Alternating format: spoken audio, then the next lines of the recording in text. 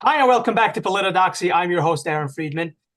Well, I would like to today discuss a very important subject, and that is the subject of censorship. Since we have seen Twitter has been running rampant on censorship ever since Elon Musk took it over. The first indications was that the Twitter employees they were quickly trying to restart the entire program there. So they had to let a lot of people gain a lot of followers. People's posts were going farther because they saw that Elon Musk bought off Twitter. So now they had to, play the game. They thought that there was going to be a rejiggering of the system. But as we've seen, the complacency have set in, and now Twitter 2.0 is as bad, or I would even argue worse than Twitter 1.0, due to Twitter 1.0. Everybody knew what you were getting. You knew you were going to get censored. You knew these words were gonna decrease the amount of viewership. Everybody knew exactly what the game was, and they played accordingly. But now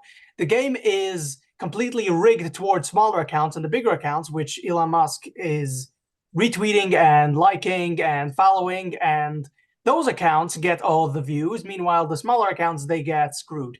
So I thought that we should be talking about this today. So I brought on the Parzival, who has been doing great work behind the scenes, showing what is happening in the coding system, trying to identify keywords that may or may not be destroying your viewership. And I think this would be a very good discussion. So the Parzival, how are you doing? What's up? Doing good, sir. Thanks for having me on your podcast here. Appreciate it. Yeah, it's awesome. It is very good to talk to you because I've seen the things that you are posting, the things that you've been doing behind the scenes, and I must say, you know, at first I thought, okay, so what is this really about? What is this guy doing? Because anybody is posting data stuff. I'm not a nerd. I'm not a data nerd, so I'm like, okay, yeah, whatever. I don't really care. But then I saw, okay, wait a minute. Actually, there's something behind this. You're trying to show, okay, these kinds of things, the algorithms work this way or that way. You're doing the best with what you have at your disposal. So, if I'm sure if Elon Musk were to give you more access, you would be able to do much more. But with what you got, you're doing what you can. So let's talk about the censorship. Do you agree with me that the Twitter 1.0 is not, I mean, as bad as it was? Twitter 2.0 is worse because of not necessarily it's censoring that many people, because we see, objectively speaking, it's not censoring that many people because we have the people on top. They're not getting censored as before they were. But it's worse that now people are complacent and they think, oh no, it must be because my content sucks. As I talked with one guy, and I will get to that. So, do you agree with me that it is worse because the nobody really knows what they're getting here? Yeah, so there's a little bit of a double-edged sword there, I would say. Certain things you could say on Twitter 1.0 would get you fully suspended. Now some of those things are allowed to be said, but at the same time, even though you're saying those things, you might as well be suspended because they're not allowing you to have any reach for those particular posts. So you might as well be screaming at the top of your lungs in the middle of a forest. You can say whatever you want, but nobody's ever going to hear you. So there really is no difference between Twitter 1.0 and Twitter 2.0. In fact, Twitter 1.0, smaller accounts could actually get some traction and go viral with certain stuff. There wasn't this sort of restriction based off of your number of followers and who's following you and who reshares your stuff. So getting that viral traction prior to was much easier than it is now. It is incredibly difficult now unless you have some of the major accounts actually repost your stuff. And even with them reposting your stuff, it still doesn't seem to go as far. It all seems to be based off of the criteria that your account is, whether it be your follower count, following account, or a combination of those. And then some of the other criteria that is tracked behind the scenes in the coding of the algorithm. Right. So this this has been really pissing me off. The people who are praising nonstop Elon Musk for buying Twitter, and it's so lame to see that people are not, either they're ignoring it or they don't know. So I would say maybe even most don't know the big accounts. They're like, What do you mean? I'm getting all the traction. As I talked to some guy, what is it? I DM'd you his at. Do you? I can't remember. Do you remember by any chance? I don't That remember the exact handle, but I remember going to that account and taking a quick peek at it. And you know, a lot of these big accounts, they know exactly what's going on. And when they say, "Hey, my account's being censored," um, it seems to me that a lot of them are just doing it to get attention, to get engagement back, to basically temporarily boost their numbers up so they can go right back to just tweeting normally. They're not tweeting because they want to fix things. They're just tweeting to temporarily get that boost, so they can go right back to pretending like things aren't happening. And there's a lot of them that do it. And a lot of these big accounts, believe it or not, I have spoke to a lot of them privately. They all know what's going on.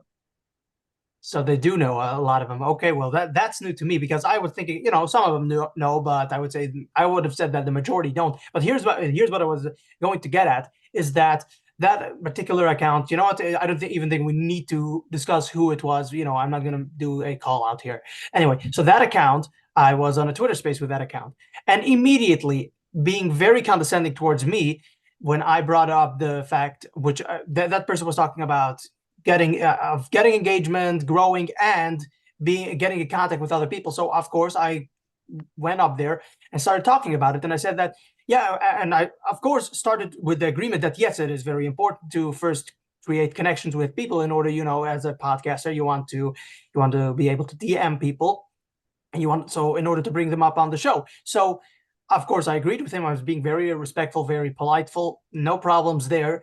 But then I brought up the fact that my account is being censored, and I said I could pinpoint to you the moment when my account started being censored, and I was about to get to the juicy part, and this guy immediately shut me off, said that uh, made the old cliche, maybe your content just sucks, and I don't know who you are. That's what he said. I don't know who you are. Nobody here probably knows who you are. You're not that big, so nobody really cares.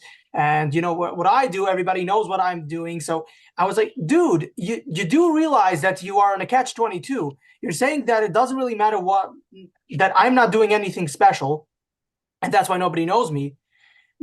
And you do realize that I'm trying to make the point that nobody knows what I'm doing. Nobody can see my stuff because I'm being censored. He wasn't able to connect the two, or didn't want to connect the two, and then he kicked me off. For some reason, I was trying to make the point, and even though he said that probably your content sucks, and I was like, okay, that's a possibility. My content can suck. I'm not the greatest content creator out there. I know that, right? But but is it not possible that the Twitter account is being censored? No, absolutely not. So he kicked me off. So this is the people that we're dealing with. People who have like 300,000 followers, 100,000 followers. They just flatly ignore. And what you're saying is that they already do know what's up. They know what's going on, but they don't really care. And in large part, I think there are a sizable number that do not care about this. So let's get into this. Seeing that Yeah. those people go ahead. So so yeah. So to add what you're saying is, just to give you some light at the end of the tunnel, when these big accounts say, "Hey, maybe your account or maybe your content just sucks," that's just an easy way for them to cop out and not tackle the actual discussion at hand. And I can tell you for a fact that, in a sense, your content doesn't matter, in a sense. And what I mean by that is, I'm going to use one of my posts for example. When I posted originally about the reputation score, I think I got like 16,000 views. 3 weeks later, the account X Daily basically took the same information, reposted it, and they got 7.2 million views. The same content. So is it really about the content, or is it about who posts the content? So Yes. are we just looking at some popularity contest as far as whose voice gets heard and whose voice does not? Exactly. And this is what pisses me off so badly, that I could post something and then later I would see the bigger accounts post the same thing. Their gets traction, mine doesn't. And I get it, to one extent or another, mine is going to get less traction because, 5,500 followers is nothing compared to 1 million. Okay, I get that and I understand that. But if the content is what is made, what is so good, then my post should have at least gotten, to one extent or another, gotten way more traction than whatever it is getting. But there is going beyond, above and beyond. So of course it is that. Furthermore, I would like to argue that my content doesn't suck, mostly because I do original things, such as, here I'll give for the viewers something that may sound outrageous. I put forward the idea that America did not lose the Vietnam War, and I have it in my highlights. I prove it without a shadow of a doubt. You can see behind me, right there. You can see behind me. Those are Rosenberg's Die, VE Day. Those are original newspapers from the time, 1943, 1956. So I have one from the original newspaper from Vietnam showing that the United States won the Vietnam War. Afterwards, the United States went out of Vietnam and Vietnam fell 2 years later. So it says peace in 1973 and then Vietnam falls in 1975. There's a 2 year gap. So I show with original newspapers that America technically won the Vietnam War and then it fell. The specifics is not that important for this discussion. The point is that I do original content. I bring out some outrageous ideas, some interesting things. You can debunk it, you can say whatever you want about it, but it's original and it's interesting. But for some reason, that doesn't get that much traction because I am actively being censored. It's so bad, and I will like to get your reaction to this. So this is how I'm being censored. First of all, I was suspended permanently, and the first time I ever spoke to you, I was on a Twitter space with a different account, and we talked about the Twitter censorship. And that's when I did not have my original account. But then, by a miracle, after emailing them multiple times, it's like it's a revolving door. So you have to find the right representative in order to reinstate your account. That is a dirty little secret. So I emailed them once, again and again and again, and every time they denied it. Then I finally met somebody. I mean, I didn't meet them, but they reinstated my account by coincidence, because it revolves around the representatives. And one guy was like, okay, you could have your account back. So I got my account back. And before that, I had that my account was labeled sensitive because I posted a video of showing what the left is doing with the transgender stuff. And apparently they claimed that, oh, no, this is too graphic. It wasn't that graphic at all, but they decided it's too graphic. So they labeled my entire account as being sensitive, the entire account. Once I got reinstated, they took away that label. Now that label has come back. So now my account is labeled as sensitive. It is capped, meaning that only a number of likes. I can't get above, let's say, about maybe 11 likes. And the average of likes that I get is 3. So I can't go above 11, and average is 3 likes per post, and not even 3 likes. 3 is on a good day. That means I'm capped. I am shadow banned, of course. Everybody knows what that is. The reach is basically non-existent. And finally, I'm also search banned. That means nobody could look up my account. You could try it out. Put in at Politidoxy, you won't see my account. You'll see somebody mentioning me, and that post leads to my account. So nobody could look me up. So my account is completely nuked. I can't get any traction whatsoever. And yet, here's an interesting thing. Every time that I speak in Twitter Spaces, I get more followers. Every time. So people like what I have to say. It's weird that only when I say it in a Twitter space, people follow me. But when I put it out on a post, nobody follows because they can't see it. So what do you think about this? This entire idea that, oh, because your content sucks. I can thoroughly disprove the entire notion that anybody that the content has nothing to do with that, and anybody who does that, as you said, it's just a cheap way of trying to skirt the issue. Don't really want to talk about it. Your content probably sucks. I'm coming from a place of privilege. I've got 200,000 followers. Screw you. I'm the best. You're the worst. What do you think about that? Yeah, I mean, that's pretty much how it goes. I mean, that's not to say that all big accounts are that way. I converse with some bigger accounts, and they agree. They feel the clamping down on their accounts, and they can see the clamping down on smaller accounts. And you know, the content that's being put out, I've seen hundreds of cases where somebody put out some content, a big account comes along, steals it, gets tons of views, and the original content creator gets literally nothing. And they don't credit, it's not like they credit the original creator or anything. They just straight rip it off and it goes to the moon. The original content creator gets shoved into the darkness. They get no benefit for putting in the work. It's almost like these large accounts are just out there sharking people's content. They're like, ooh, this looks like a tasty snack. This will get me views. This will get me engagement. I'm just going to copy this, repost this. And then when the original content poster calls them out, they either ignore them or block them. And then they're like, oh, well, I'll just deal with these problems as they come. They don't really care because they know nobody's going to enforce, um, you know, making sure that it's, fair for everybody. They already know the game's rigged. So they're okay playing that way because they're the ones getting all the benefits from that. Um, but yeah, when they sit there and say, hey, your content sucks, that's to me, that's like the worst thing you could tell somebody. You know, you might be able to say, hey, let me go watch one of your videos, go watch it, and then be like, all right, I saw this, you could have done this better, this was great, do more of that. At least give them some advice. Don't just say, hey, I don't even know who you are, your content probably sucks. The fact that they're saying that tells you that they're just talking out of their butt, because they Yes, wouldn't they if they knew what your content was, then how, if they didn't know what your content was, how could they say whether it was good or bad? So exactly. they're just making a baseless claim to just try and move you along and disregard the discussion at all. Exactly.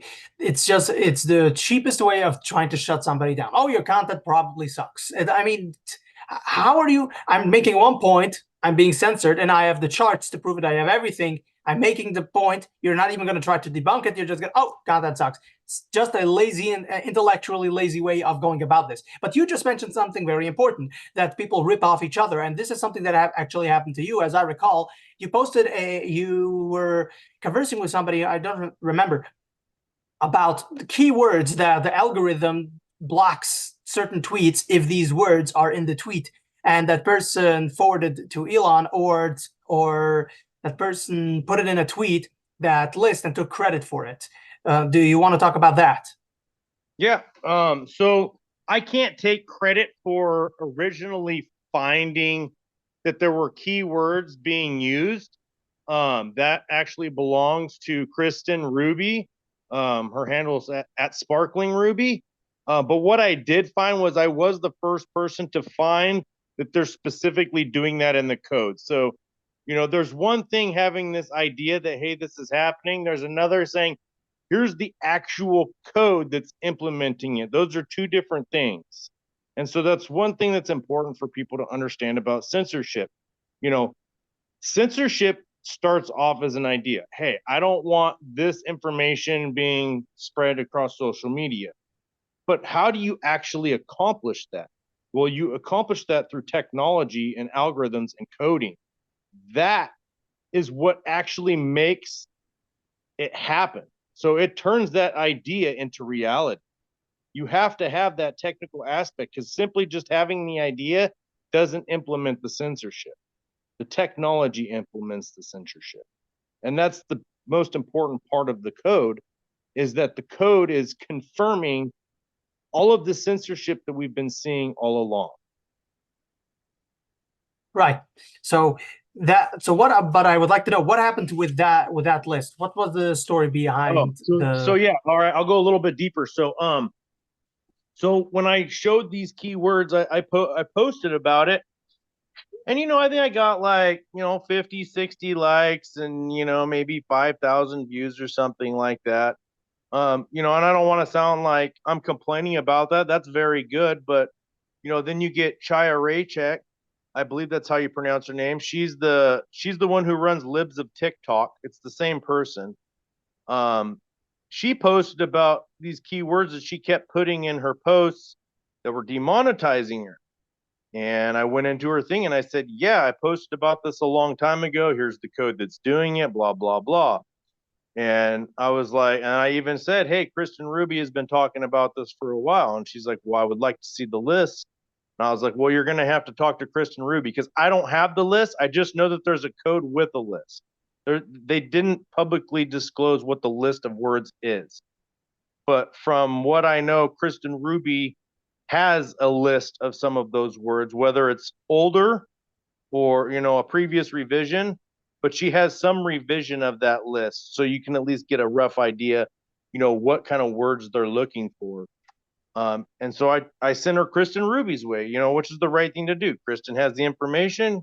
Go to this person if you're looking for that information. Well, she ended up getting Elon's attention, and she basically took full credit for it, got a bunch of the spotlight, millions of views, tens of thousands of likes, and basically, like, she completely ignored the fact that what Kristen and I had found. She didn't say, "Hey, you know what? I was right. If you want to learn more about this, go read about Parsival stuff. Go read about Kristen Ruby stuff. Let's work on this together." It became about her getting the spotlight, as if she's like our free speech savior. And then she turns around and goes, "Oh, Elon's the greatest." Well, he's got keywords that are censoring you, but he's the greatest. So which is it? You can't say that he's, there's some free speech martyr, and then people are still getting suspended. People are still getting labels on their accounts.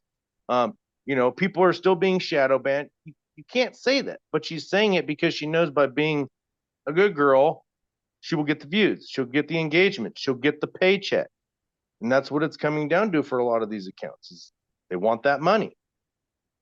And for What do you me, make? I'm not about the money.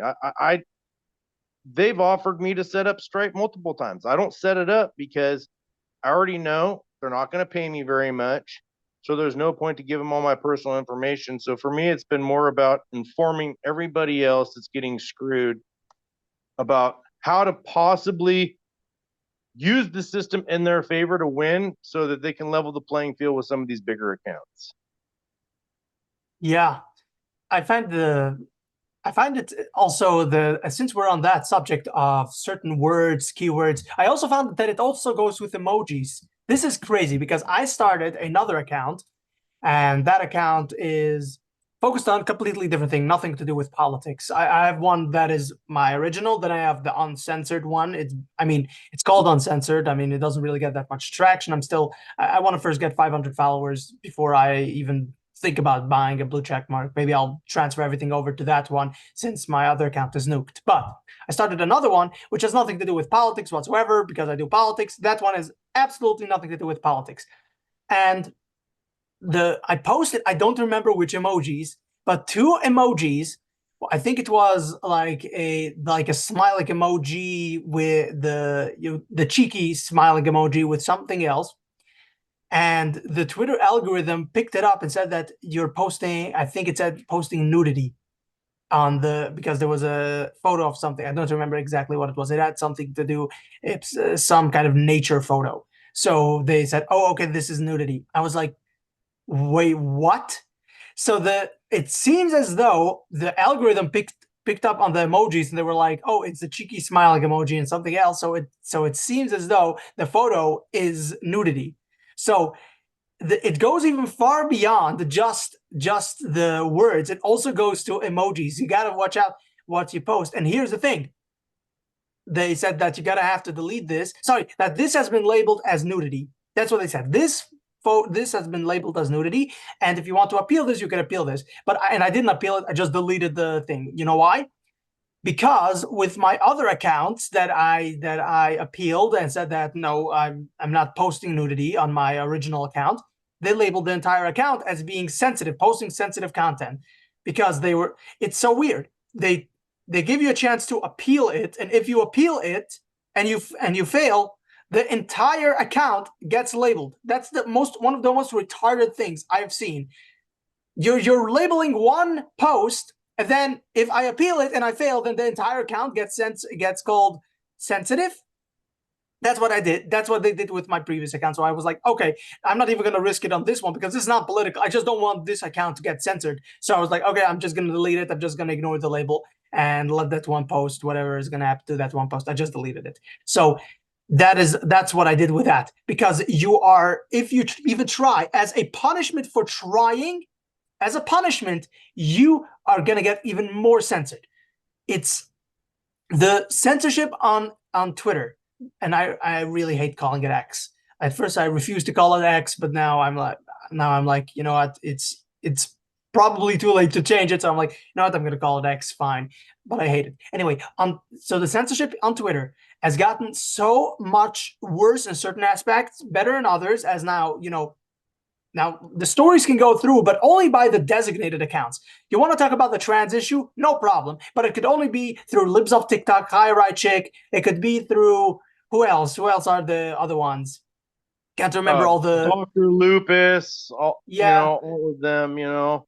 Yeah, you want to talk about the Palestinian issue, then you're gonna get censored if you're a small account. About lupus, which by the way, she looks like she took all the vaccines. I'm just saying, but and I'm an equal opportunity offender. For those who are offended by this, I'm an equal opportunity offender. Anyway, so lupus. What's the other ones? Why can't I remember all the big accounts? Anyway, so you want to talk about the Israeli issue?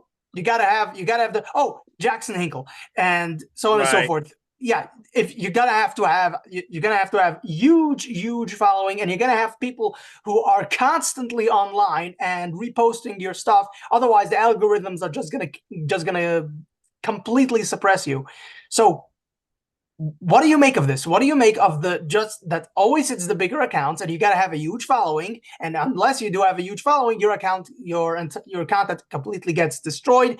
And what do you make of that? Is there a way to fix this? Is there like I've been trying to get Elon Musk's attention on my own account. I've been tweeting incessantly again towards him, trying to get his attention. I'm trying my best. I know it's probably I have a 0.00001% chance. I know that, but once you get desperate, you got to do what you got to do. So what do you make of this? That of the of trying So, is there something to do? Is there something that we can do besides trying to get Elon Musk or Linda, the other big person at Twitter? Is there getting their attention? Is there something else that can be done about this? well, let's take a step back here and just say, all right, let's say that you don't need the big accounts to repost you to get any traction. Let's just say you're working on your own, you're working against algorithm, the set of rules that are in place. Well, each account basically gets measured in all types of criteria. Literally everything you do, every click, every view, every like, every engagement, every word you post, every DM, all of it, every emoji, every single thing you do gets weighed and measured. Now, the questions that I still have, I know these things are happening. I just don't know how intensely for each one. But you have things like a mass score, which measures how much you're using the application, along with a bunch of other criteria. You've got a reputation score, which is built on the content that you post. I can't tell you exactly how it's measured. I can just tell you that there is a reputation score there. And your reputation score changes with every uh, new post that you make. There's an iTweet score that literally keeps track of how many reposts you have, how many likes, all of that stuff. It's kind of like a counter, so to speak, to count up all those different engagements.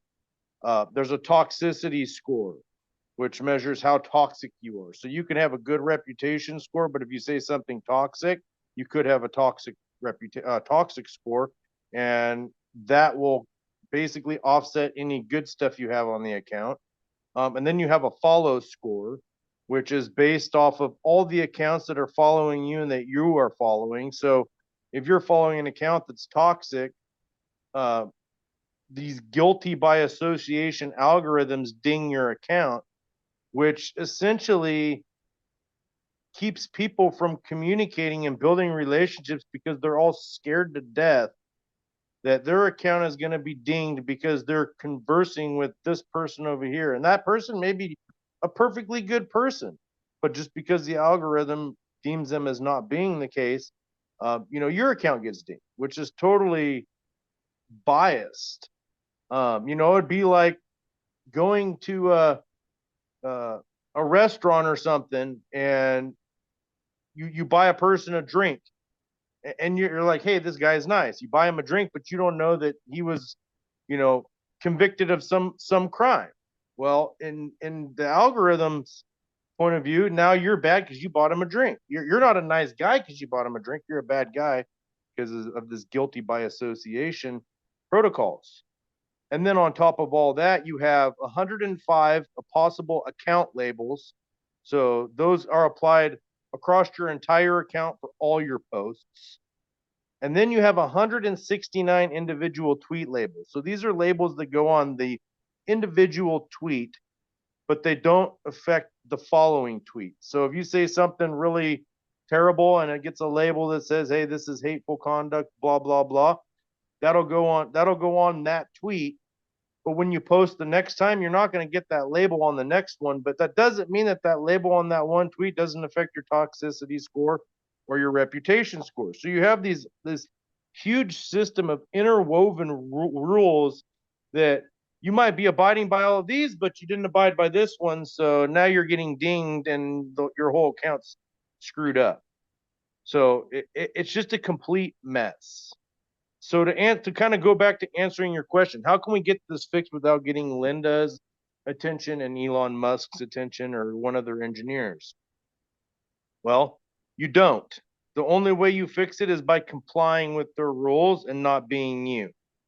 Staying within the confines of what they deem acceptable and not what you deem acceptable or lawful. They're trying to create this behavioral conformity tool to where, oh, you're a bad boy, we're going to punish you, slap on the wrist. Oh, X, I'm so sorry, I'll be a good boy next time, please don't punish me. That's the type of system they want. They want conformity. They don't want people being genuine. They don't want people being informed. Yeah. Hopefully that answers your question enough. Yes, I would say that it actually does. And I've almost forgot the censorship on Twitter. It goes even further than whatever. I think how longer this conversation goes on, it'll never end because I keep on being reminded on what else I have left out from this conversation, such as I just remembered that if somebody quote tweets me, then that tweet, that quote tweet, or that repost also gets censored. So it's a different account, but it gets censored. So somebody reposts what I have to say. Well, that particular repost gets censored as well. So it'll only be exposed to maybe 1% of their followers. That's it. That's how far this goes. If somebody mentions me in their tweet, then their tweet also gets, because now you're associated. Exactly. It's guilty by association. And there's also, it goes even further than that as well, that, as you said, they have these, I don't know how to, hives, I guess we can call them, a hive in which the algorithm takes a whole bunch of people, puts them into one hive and says, okay, these people always associate with each other. So it'll be like, let's say if I were to associate with as I'm talking with you. So it'll take you, me, who else? It'll take a whole bunch of other people who talk with each other, or hell, it even could go as far as the DMs, because this is another discussion that we had behind the scenes, that if the DMs are also included within the algorithm, if the algorithm picks up on DMs, or is it a separate algorithm, or is there even an algorithm at all? And I think best thing is to act as if it is one algorithm that also checks on DMs, because what it'll do is, okay, so these old people are DMing each other all the time, so they are all associated, and they all post about Palestine, or they all post about Israel, or they all post about Biden, or all post about Trump. Whatever they're posting about, they all are of the same mindset. So therefore, they're one hive, and they get posted. And one person can be in multiple hives, and they associate with this person, that person, the other person. So they create these huge hives of people, which if they were to post something, they will only be able to spread it to the hive, but more than that, you can't. Or the opposite, none of the other people in the hive could be able to see it. So let's say you have some big followers, some big followers, some big accounts who are following you, you want to associate with them, and you want them to repost your stuff. Well, they're not going to see it because the algorithm picks up, they posted about this controversial thing, or even if it isn't controversial, if your account is censored, then you can post whatever, and it's censored. You could post the most minute little nothing, and they would be like, yeah, you're not getting any exposure. So it goes even further than any of us could imagine, as it's a monstrosity of a machine. The Twitter algorithm is a monstrosity of a machine, and you and I, we are very well, aware of this. Most people I feel on Twitter are not aware of this, and they are like, yeah, it's probably because my content does suck. I just need to work long enough. I need to work hard enough, and then I will probably get noticed. I mean, it is a sad situation that we find ourselves in. That people who could be utilized to do much more, they could do much better. Even non-political people are having their accounts censored, and nobody's questioning it. More or less, only me, you, some other big accounts which I've seen. And I would like to give a shout out to those big accounts. I've been also talking behind the scenes to certain big accounts, and they have been, they have been trying to help out to the best of their ability. So shout out to those guys. But there's not much. I have to agree with you. There's not much help. Nobody. You can't do anything. If you're censored, you're censored. Good luck. You know what I mean? So The best way to think of it is, you see a lot like Elon Musk and a lot of other people talking about, oh, mainstream media is dead, everything's on X, blah blah blah. Well, if you think about it in terms of what mainstream media is, it's basically anchors that or reporters, whatever you want to call them, reporting on the news that they're given. These people aren't out getting the stories; they're given the stories to talk about. They read what's on the screen. They maybe fill in some intermittent gaps if there's issues, as the session is taking place. But all that information is coming in from somebody that wants that information pushed. And if you think about it, these news companies, they don't make a whole lot of money by just running across your TV, especially now that everybody's on their phone and using apps.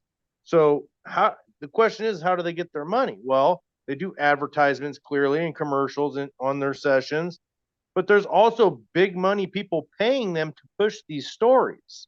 So you get, the George Soroses say, hey, I want you to push that Trump's bad and Trump did this and Trump's a convicted felon. And then you get, all the liberal news media outlets pushing all the same stuff. And then you get the conservative ones, oh, Biden's doing this, he shit his listen, pants, whatever. They're all listen, pushing the same stuff.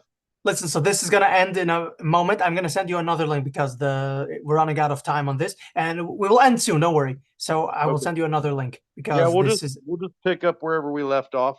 yes. But as far as the hives that you're talking about, those in the terms of code, they call them clusters.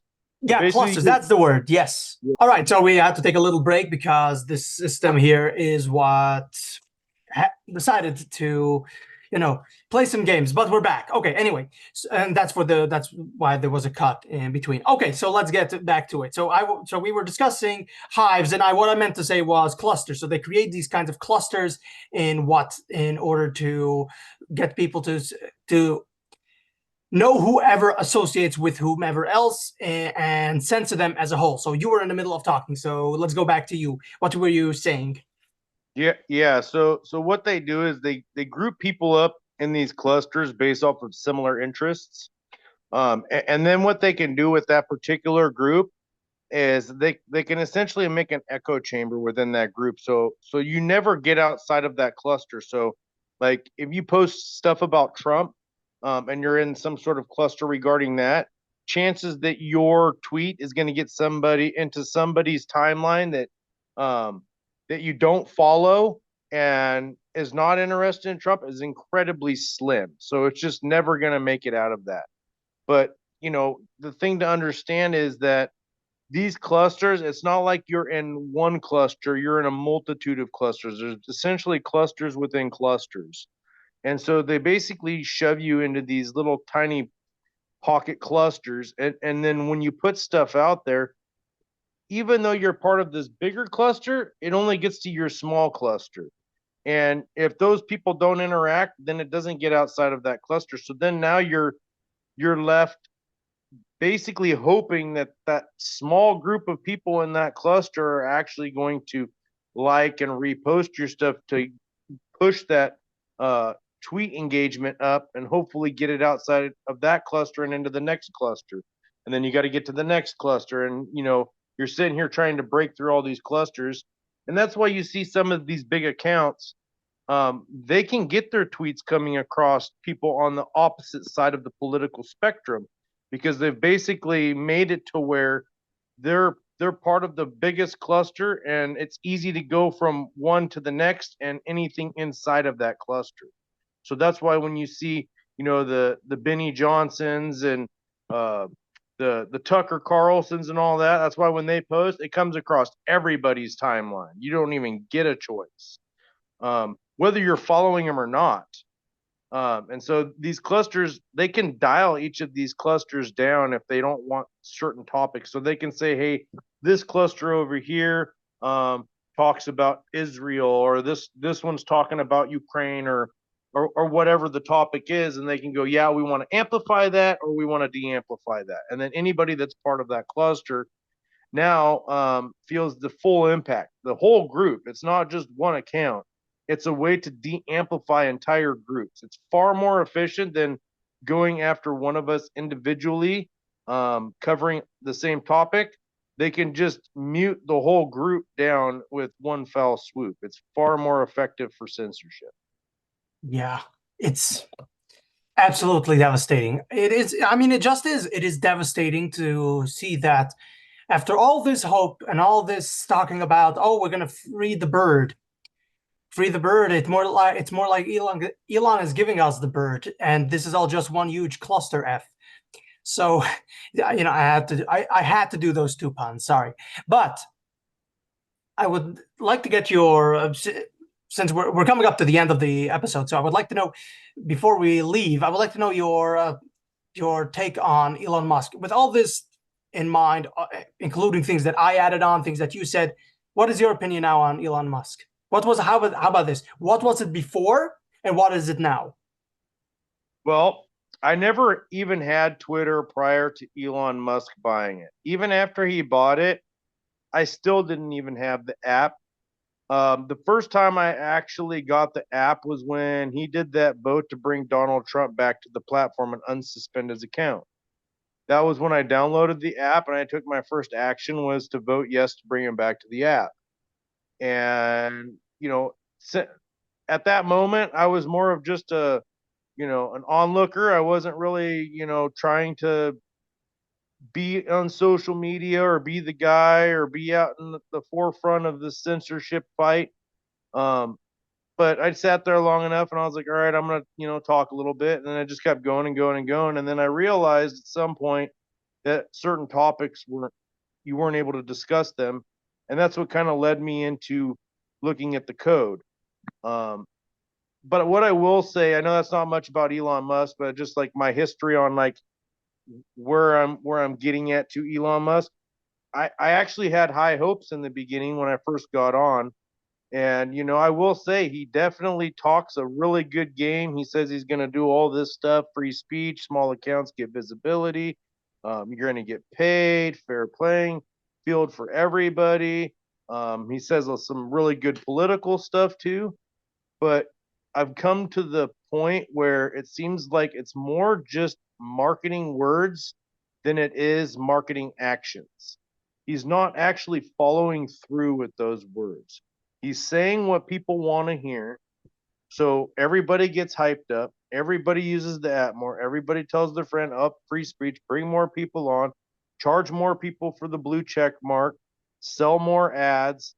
So I'm getting to the point now where it's like, I don't hate the guy. I just know that he's lying to everybody, and I'm trying to inform people, hey, stop drinking the Kool-Aid until he actually does some of the stuff that he says he's going to do.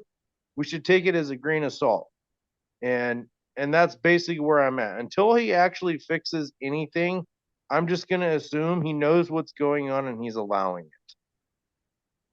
I would say that is a fair take. I personally, I'm a little bit different in that regard. I think that he is either being misled or he is being in a way, could be is also being kind of controlled by Linda and the rest, since they forced him to put somebody who's supposed to be a moderate. He was supposed to be the radical who's going to bring change, and everybody loved him for it. And Linda was supposed to be the moderate, who's more establishment type, even more liberal than he is, but also to say for the investors, hey, it's okay. We got somebody who's also on your side, so we're gonna have a a moderate team here. So, and I thought it was fair. I think it's fair for investors to feel safe that Elon Musk is not going to ruin the app.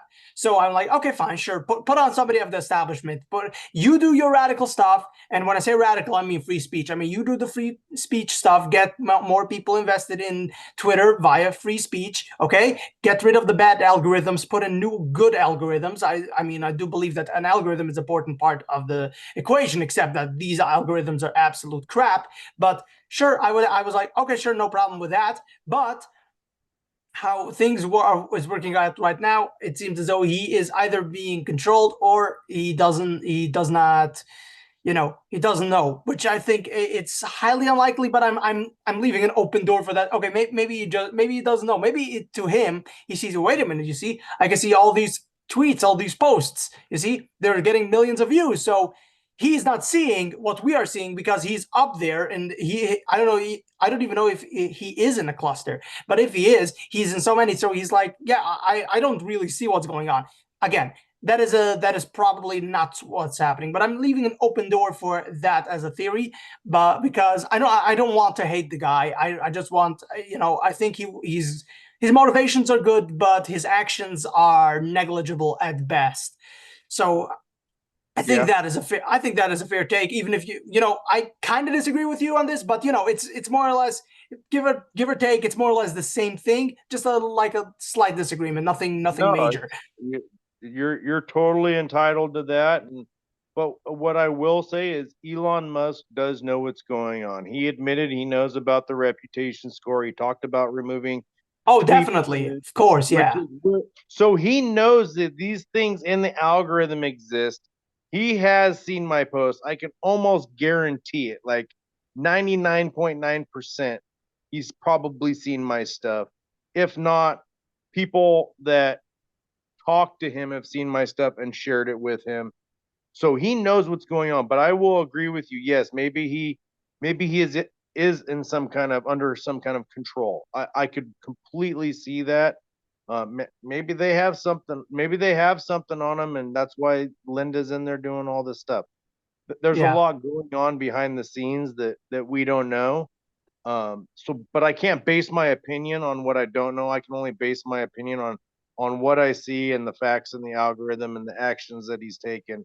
So, that's kind of my stance. If Elon decides to shift gears and actually fix the algorithm and fix some of these problems, I'll be more than happy to give him the praise that he deserves.